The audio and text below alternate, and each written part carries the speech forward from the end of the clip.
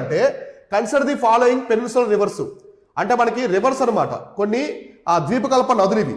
ద్వీపకల్ప నదులు అంటే మన భారతదేశానికి చెందినవి కాదు, మిగతాయి కూడా. ద్వీపకల్పం అంటే ఏంటి? మూడు వైపులా నీరు ఉండడం, ఒకవైపు నేల ఉండడం అనమాట. సో అయితే ఇక్కడ ఏమడిగారంటే కొన్ని రివర్స్, కొన్ని నదులు అడిగారు అనమాట.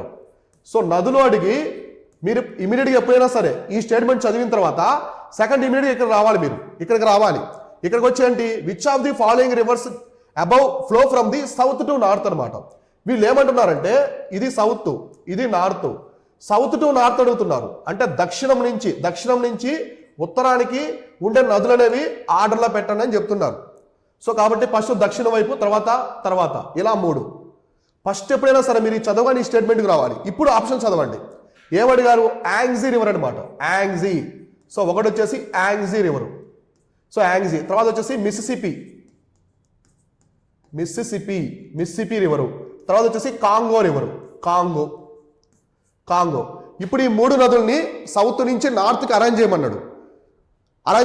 మీకు ఎలా అరేంజ్ చేస్తారు? ఖచ్చితంగా నదులు ఎక్కడ ఉన్నాయో మీకు తెలియాలి.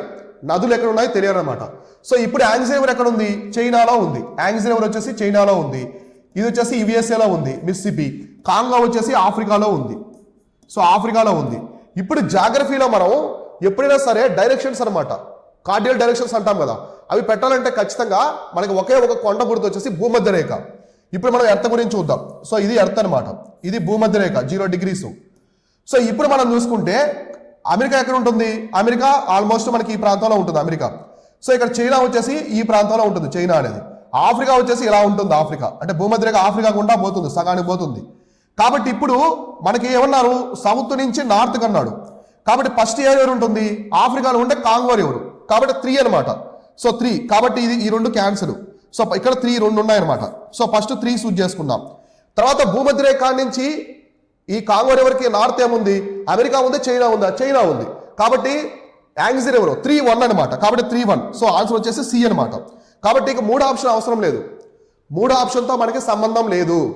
కేవలం 2 మాత్రమే. ఫస్ట్ ఏంటంటే ఆఫ్రికా, తర్వాత చైనా, భూమధ్య రేఖ నుంచి చూసుకున్నాం ఇలా.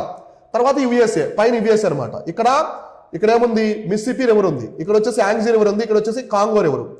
అయితే కాంగో రివర్ని ఏమంటారంటే జైర్ రివర్ అని కూడా పిలుస్తారు. జైర్ రివర్ గుర్తుపెట్టుకోండి, జైర్ రివర్. దీనికి ఒక ప్రత్యేకత ఉంది. సో ఫ్రెండ్స్, దీనికి ఒక ప్రత్యేకత ఉంది, మీరు చాలా గుర్తించాలి. ఈ కాంగో రివరు అలానే జైర్ రివర్ అని కూడా పిలుస్తారు దీన్ని. ఇది భూమధ్య రేఖని 2 సార్లు దాటి ప్రవహిస్తుంది. మన ఆఫ్రికా కాంటినెంట్లో భూమధ్య రేఖని, సో ఇలా భూమధ్య రేఖని 2 సార్లు దాటి ప్రవహించేది. ఇప్పుడు ఇలా భూమధ్య రేఖ ఉందనుకోండి,